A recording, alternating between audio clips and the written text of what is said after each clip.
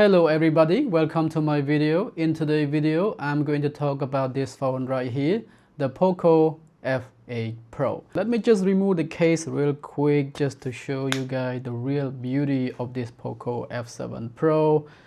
To be honest, I like the color of this phone and I also like the design as well. There is nothing wrong with this phone in terms of looks and feel, in terms of design.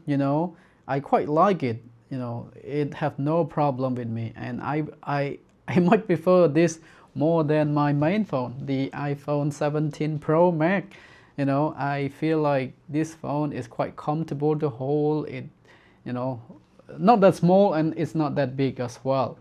Alright, so let me share with you what I think. They released their phone very strangely. If this phone come the same time as the Galaxy S25 Ultra, they put that price. I mean, there is gonna be very good chance for them to catch the attention from the audience. But sadly, POCO released last year chip on their latest smartphone. I mean, it's a good chip, Snapdragon 8 Elite, that as I said, on the S25 Ultra, it's still powerful, it's still very good chipset. But for 2026, we expect something better than this for that price. I mean, for the brand, I mean, we expect like the Snapdragon 8 Elite Gen 5 or something like that. As I said, it's still a powerful chipset, but this is a last year chipset. I mean, something like that. And you can get S24, S25 Ultra, or some other cell phone brand like Vivo X200 Pro, things like that, for the same price, on a used market, like $500 to $600. X100 Ultra, things like that. Oppo X Pro, Find X8 Pro, things like that. There's a lot of great phone out there on the market. Or maybe Xiaomi itself, like the 14 Ultra. It costs very similar to this one, but in terms of capability, in some department, I think the the Xiaomi 14 Ultra going to outperform this. Things like that. I mean, as I said, I have nothing wrong with POCO. The design is very good. I like the looks and feel of it. I like the colors of this phone, but it's just the wrong date and time. I mean, why they doing this? And also, if you talk about the camera, this POCO phone will never come close to the true flagship level. It's good, but it's just not there. I mean, I use these daily drivers. I take photo with this, record video with this. It's good if you just use the main lens, but yeah, I mean, it's just not that stable. It's just not that consistency. Sometimes it produces, maybe I will say it much better than your iPhone, things like that, but sometimes it doesn't. It just, I mean, what should I say? That it's not that stable. I mean, not that reliable. Okay, that is the right word. Sometimes it took very good photo, but another time it just noisy, blurry, things like that. The color, it just shift everywhere here and there. The video here is good. The spec here, it just record 8K video that's just crazy that the iPhone can even do. But in general, I mean, if you talk about your daily activities in terms of photo, video, things like that, it's just not there.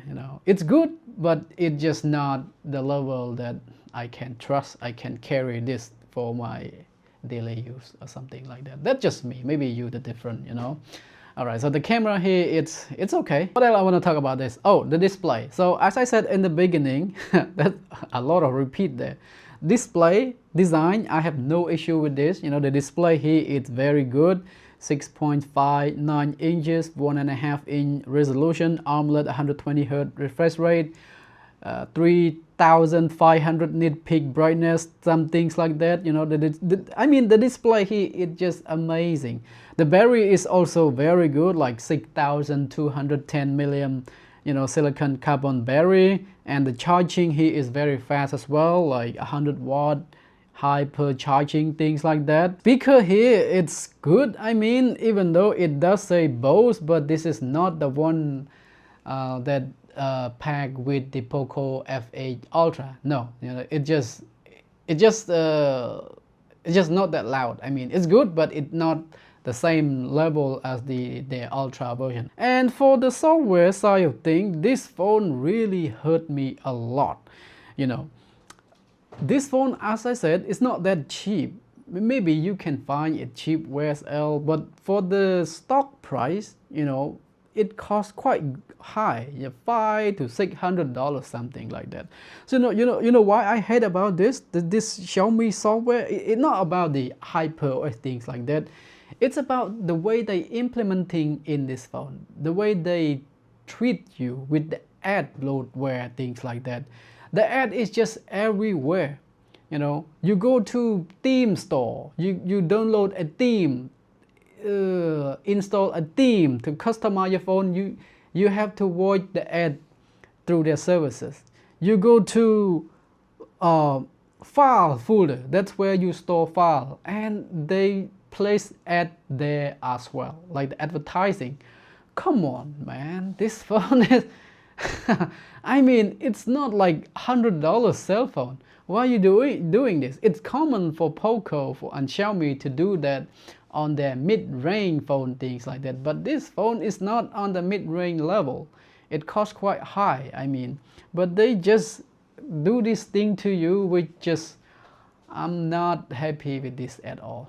Alright, so this is my video on the POCO phone. To be honest, I love cheap phone, and cheap phone nowadays, I mean, not that many brands offer that value, I mean. And from the beginning, I follow POCO, and I see that POCO doing very good job on their release, like the POCO F1, 2, 3.